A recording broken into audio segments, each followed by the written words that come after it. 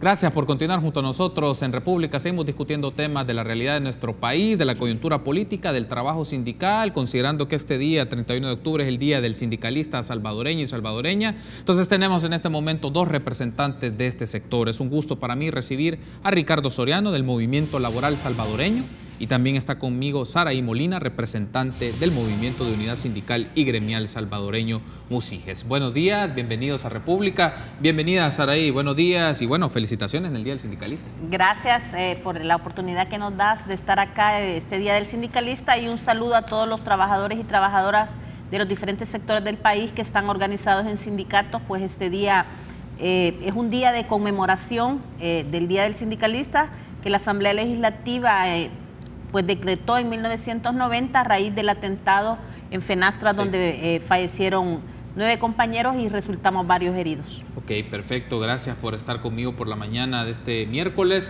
Bienvenido, Ricardo. Un gusto.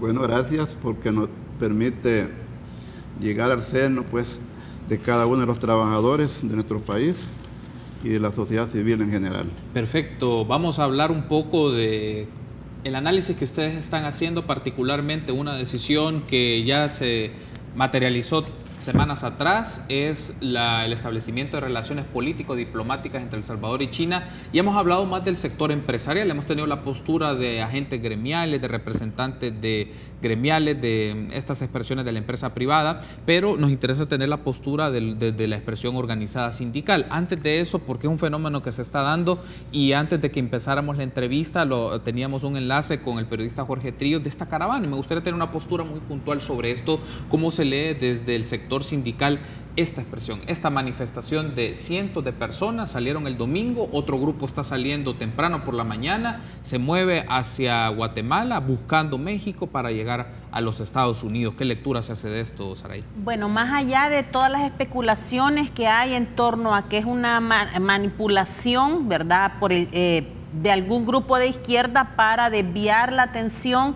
del caso Nicaragua, pues, y es una tesis válida porque las últimas 2 semanas todos los países de la región hemos estado hablando, bueno, y Estados Unidos, del tema de esta gente que va en las caravanas, y hemos dejado de lado toda la situación tan grave de violación a derechos humanos que está sucediendo en Nicaragua. Pero no es menos cierto que en nuestros países no hay oportunidades de empleo. En el caso de El Salvador, la falta de empleo, la inseguridad, toda la violencia que estamos viviendo, hace que la gente opte por irse para Estados Unidos, pues, y esta es una oportunidad que ven de ir en grupo. Lamentablemente yo creo que con la política de Estados Unidos no van a lograr pasar, pero hay que tener mucho cuidado. Yo creo que aquí el gobierno tiene que acompañar a la gente porque se dice que van coyotes en la caravana y que están aprovechando el grupo para llevar a la gente. Recordémonos que en México está el problema de los Zetas, que también se están arriesgando. En mi opinión, el gobierno, con el caso de las personas que llevan menores de edad, hubiera evitado, por el bien de los menores, que esta gente salga del territorio salvadoreño. El que es mayor de edad y se quiere arriesgar, pues que puede hacerlo. Pero las personas que llevan niños menores, bueno, ya falleció un menor, es un problema bastante serio.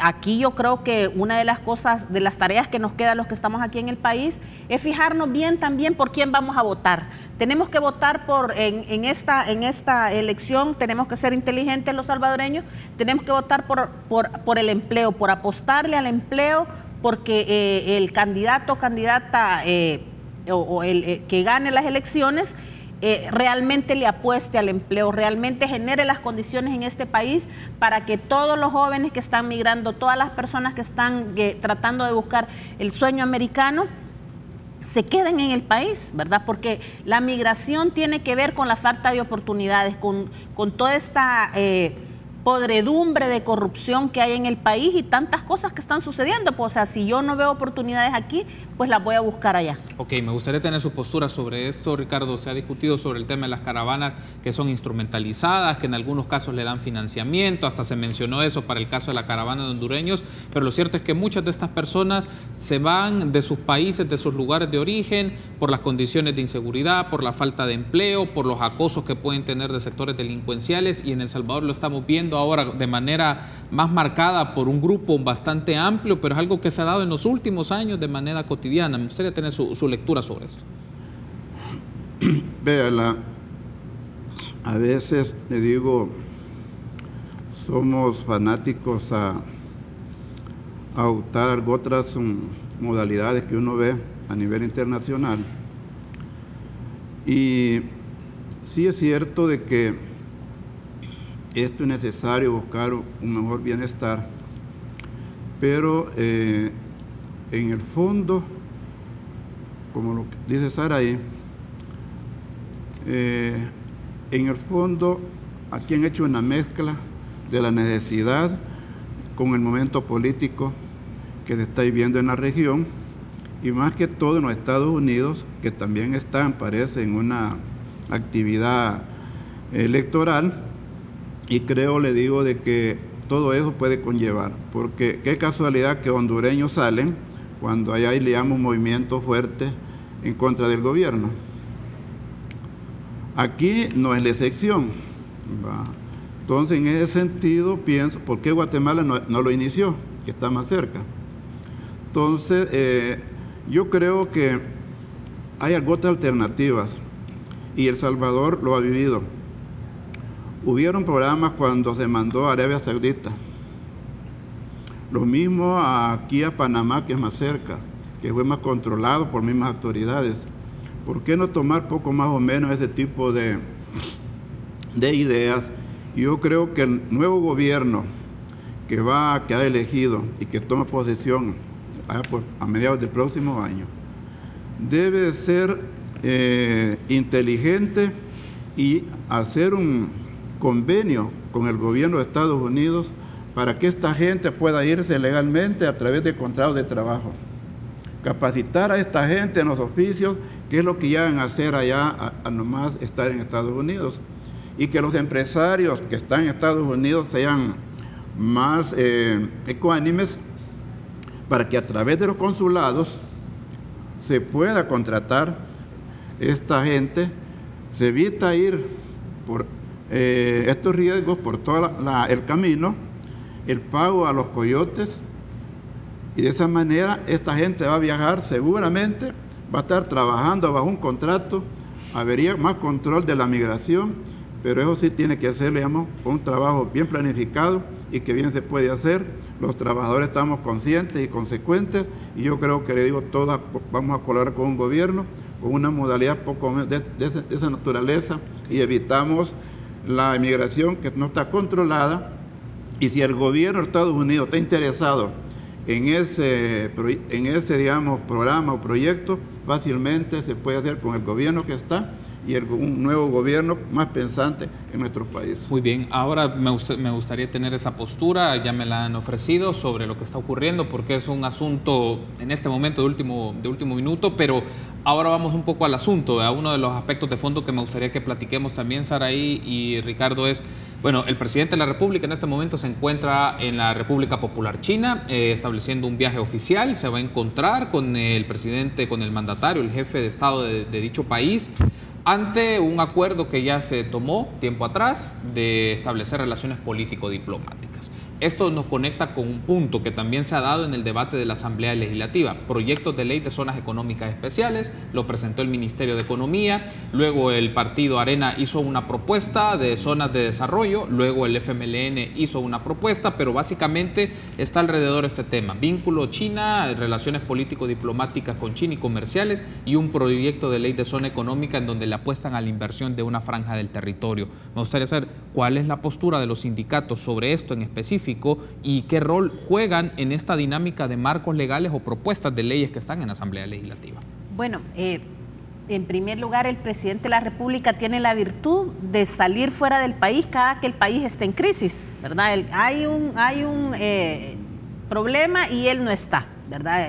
En esta crisis que estamos pasando de los migrantes, yo creería que el presidente de la República mínimo tendría que haberse pronunciado por este tema, ¿verdad? En segundo lugar, yo creo que, y desde el movimiento sindical estamos viendo el tema de la relación con China. Nosotros nos preocupa sobremanera la poca transparencia que ha habido porque fue de un día para otro. O sea, tenías una relación de 80 años y la tiraste a la basura en 24 horas, ¿verdad? O sea, habían firmado el tema del arroz, bueno, hasta ahorita que había donado China, o sea, es una maraña de cosas que te hace ver que conociéndonos como nos conocemos como salvadoreños, hay algo detrás. La experiencia que tenemos nosotros a nivel de la región, el caso más puntual, el caso de Costa Rica, a nosotros como movimiento sindical nos indica que las cosas aquí no van a ir bien en esa relación para los trabajadores. En primer lugar, porque tenemos, por ejemplo, el caso de Costa Rica, le regalaron un estadio en el cual no trabajó ni un tan solo costarricense. Llevaron el barco de chinitos, los metieron en unas casas a trabajar ahí en condiciones infrahumanas, sin nada de seguridad social ni riesgos ocupacionales, y construyeron un estadio que se inundó el día de la inauguración, ¿verdad? Entonces, si ellos empiezan a traer productos más de los que ya se traen, porque relación comercial ya había, relación diplomática es la que se ha abierto. Entonces, cuando ellos empiezan a meter sus productos, ¿cuántas industrias nos van a quebrar a nosotros, verdad? Por ejemplo, en el anteproyecto que presentó el gobierno, anula totalmente los derechos laborales, ¿verdad? Porque si bien es cierto que someramente menciona el tema de que les van a pagar horas extras, pero habla de turnos especiales, ¿verdad? De jornadas laborales extendidas, y eso quiere decir más flexibilidad laboral, aparte de que menciona la especialidad de la ley, ¿verdad? Es una trampa porque por un lado te están diciendo que van a respetar el Código de Trabajo, que es una ley secundaria, pero hay un artículo textual en la ley que ha presentado el gobierno que te dice que es una ley especial que prevalece sobre las demás, ¿verdad? Entonces ahí, ¿cuáles derechos laborales? Por otro lado, da prioridad para trabajar a extranjeros, ¿verdad? Porque le da la autoridad a la ministra de Trabajo de poder ampliar el número de personas extranjeras que laboran. Es un proyecto que no contempla, por ejemplo, la formación de los trabajadores, ¿verdad? Si vemos esa zona oriental, es una zona con un bajo nivel educativo en la mayor parte de la población, y entonces, ¿qué industrias con valor agregado nos van a venir? ¿Qué empresas que realmente no sean maquila de confección pueden llegar a esta zona, ¿verdad? Si no tenés trabajadores preparados. Entonces, no contempla un plan en el cual prepares las competencias de los trabajadores para que las inversiones vengan. Entonces, en resumen, a nosotros el anteproyecto de ley del gobierno nos preocupa más que el de Arena, y no es que el de Arena no nos preocupe, porque ambos proyectos anulan los derechos de los trabajadores, ¿verdad? Por ejemplo, en el proyecto de Arena, únicamente en los derechos y obligaciones del desarrollador operador menciona que hay que cumplir con la normativa laboral y ambiental, ¿verdad? Y es lo único que menciona, pero en las obligaciones del inversionista, que va a ser el dueño de la empresa, no dice que va a respetar los derechos laborales. Lo que sí nos parece positivo del proyecto de Arena es que en el comité técnico de la zona de desarrollo sí contempla la representación del sector laboral, ¿verdad? Del sector sindical. El anteproyecto del gobierno no lo contempla, ¿verdad? Entonces, pero en general nosotros creemos que la comisión que está viendo esto en la Asamblea Legislativa debe llamar a las organizaciones de trabajadores. El proyecto de zonas de desarrollo no es un mal proyecto. Nosotros aquí necesitamos generación de empleo de calidad en todo el país, no solo en una zona, pero sí debe contemplar los derechos de los trabajadores. Debo de hacer una pausa, pero al regresar me gustaría escuchar sobre esto, Ricardo. ¿Cuáles implicaciones tiene esta relación político-diplomática entre China y El Salvador hacia los trabajadores, el tema de los sindicatos y los proyectos de ley de las zonas económicas especiales? Volvemos en minutos.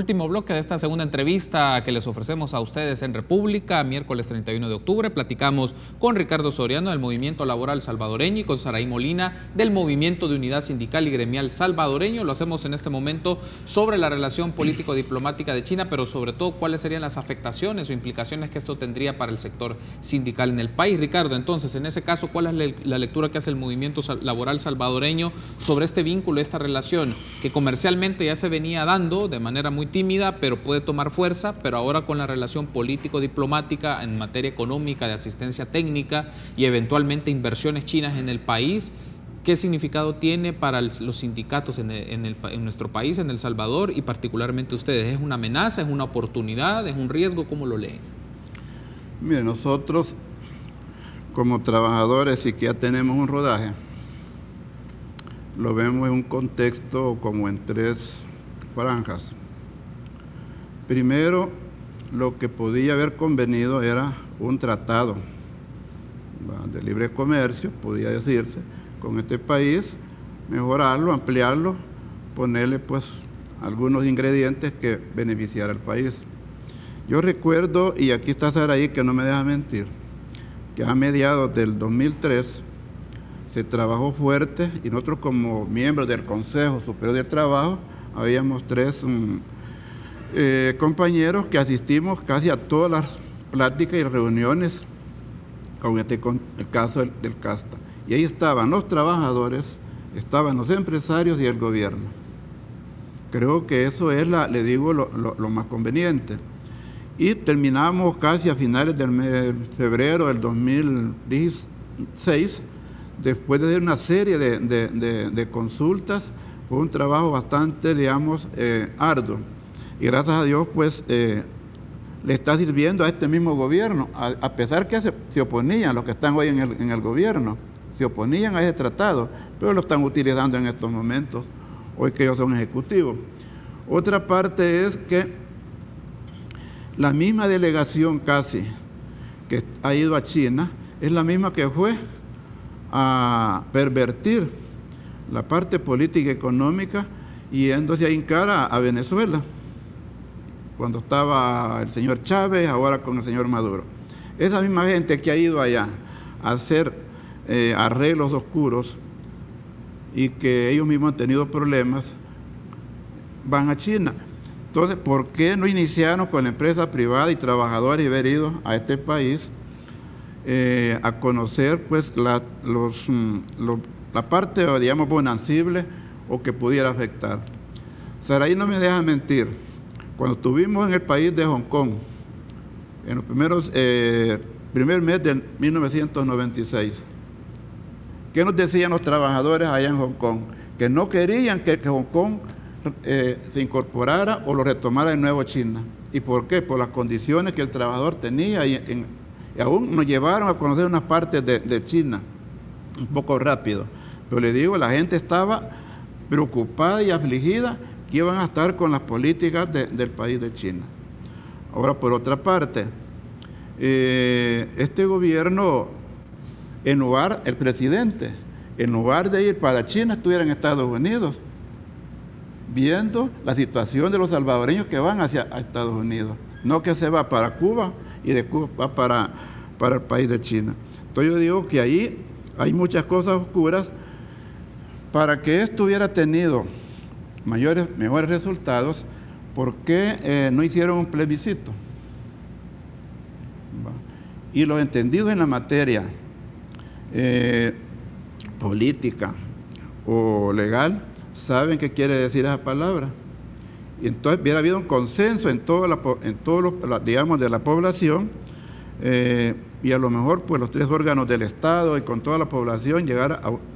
Pero retirarse de un país que supuestamente ya por 1934 con Taiwán hicieron esas relaciones diplomáticas y romperlas, como dice Saraí, en horas supuestamente, porque todo esto, digamos, todo lo desconocemos cuando iniciaron y qué es lo que pidieron hacer. Por otra parte, ¿qué nos van a venir a vender de nuevo? Si sabemos que el producto que vende China es más comercial y es más caro. Cualquier repuesto de un vehículo es más barato comparado al japonés o digamos Estados Unidos. Pero ¿cuánto le tarda eso? 2 años. Después se volvió a comprar otro. Al final es más caro. Y así es en todo el producto, ¿va? Calzado, ropa y todo. Por otra parte, no vienen a generar empleo. Y es más, vienen a violar el artículo 7 del Código de Trabajo. En ese artículo dice que todo empresario aquí en el país, sean nacionales o extranjeros, el 90% tienen que ser trabajadores de acá del país. Y un 10% es en aquellos términos técnicos que aquí no hubiera. Aquí va a ser al revés. Ellos traen automáticamente el 90% de chinos y tal vez algunos salvadoreños van a entrar ahí en ese 10%. Y Ricardo, aprovechando ya que me hace esta mención, incorporo lo de los proyectos de zonas económicas especiales. En la medida, el gobierno lo ha mencionado a través de algunos de sus titulares de Proesa, del Ministerio de Economía, que toman como referencia otros lugares del mundo donde se ha implementado este tipo de modelo. Hong Kong fue uno de los casos. A propósito, han hablado del caso mexicano, que es uno al que tienen más referencia. El punto es este. En estos proyectos de ley de zonas económicas especiales, el que presentó el Ministerio de Economía, Arena, FMLN, no se ve un posicionamiento o un protagonismo del sector sindical. De una manera muy tímida o mínima, tal vez la representación en una instancia, si quieren, de un consejo, pero no se ve, 1, eso, y 2, en qué condiciones laborales van a estar. Es más, se puede hasta discutir si les van a dar flexibilización laboral o van a ajustar y negociar horarios laborales. Es decir, en estos proyectos de ley, ¿consideran ustedes que hay un agravio, hay una afectación directa a la condición de los trabajadores en este país? Porque lo van a hacer en una franja, sobre todo, bueno, en el caso del gobierno es Oriente y en el caso de la propuesta de Arena lo está distribuyendo en distintas zonas del territorio, del país me refiero. Es que podemos dividirlo en 2 partes. Una parte es que van a afectar a toda la población de nuestro país, en el caso político. Y la otra es en la parte, digamos, social. Por ejemplo, ellos, así como está, van a violentar el artículo 4, 8, aún el 20 de la Constitución, y más que todo el 37 que está en la Constitución, donde el gobierno es el garante en velar porque el trabajador salvadoreño tenga las condiciones sociales y económicas.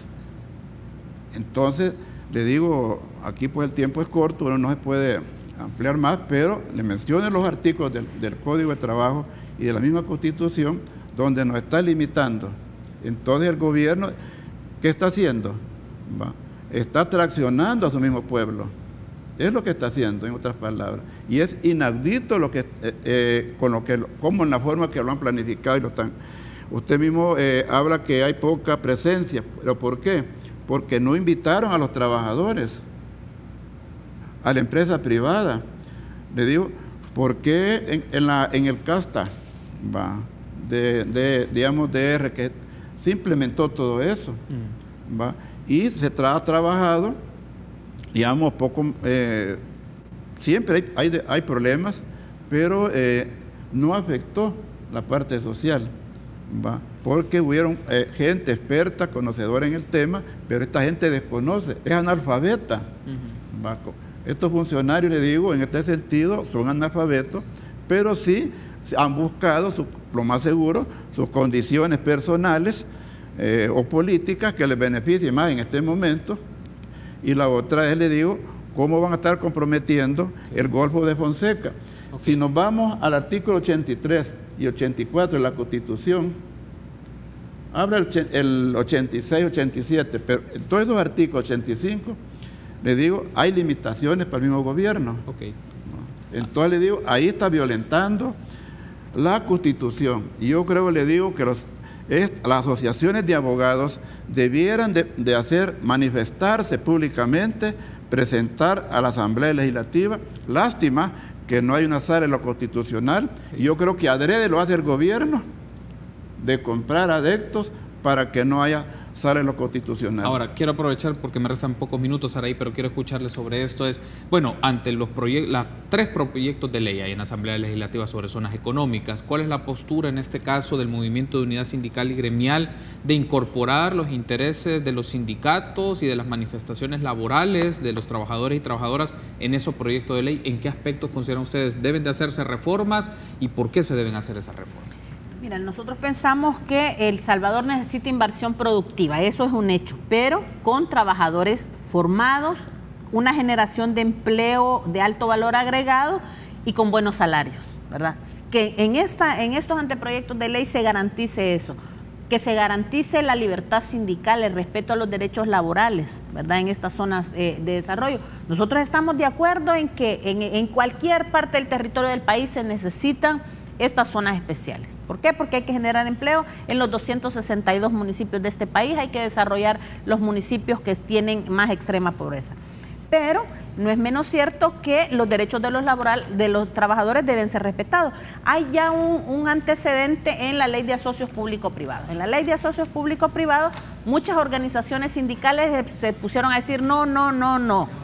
Pero en el caso del MUSIGE nosotros consideramos la ley iba, tenían los votos, pero garantizamos cuando estábamos en el Foro de Concertación Económico y Social, en el foro que hizo Mauricio Funes, en el Consejo Económico y Social, nosotros garantizamos un capítulo laboral en la Ley de Asocios Público-Privados que garantiza que todas las empresas que van a ser parte de la asociación público-privado, si ya tienen sindicatos, se les garantiza que el sindicato no desaparece, ¿verdad? Y muchas situaciones. Entonces, en esta ley debe haber un capítulo laboral, un capítulo que garantice los derechos de los trabajadores, porque la inversión extranjera, y no solo la de China, se caracteriza por venir a nuestros países por los bajos costos laborales.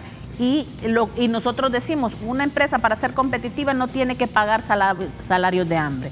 Okay. Por otro lado, tienen que garantizarse también que en estas zonas que se van a desarrollar, la población oriunda de ese lugar, cuidar el tema del desplazamiento, porque en muchos lugares han habido conflictos sociales porque llegan y solo, como es una ley de orden público, ¿verdad?, solo llegan, desalojan a la gente y aquí no ha pasado nada. Entonces, todas esas situaciones se deben salvaguardar y para eso es necesario que haya participación de los trabajadores en el tema de la elaboración de este anteproyecto final de ley, ¿verdad? Perfecto, quiero darle las gracias por haberme acompañado. Saraí, ha sido un gusto. Ricardo, ha sido un gusto que me haya acompañado esta mañana en República. Espero que nos volvamos a encontrar para ampliar este tema y tener las lecturas del tiempo. Nos agota, pero nos vamos a volver a encontrar. La invitación está hecha. Gracias, Saraí.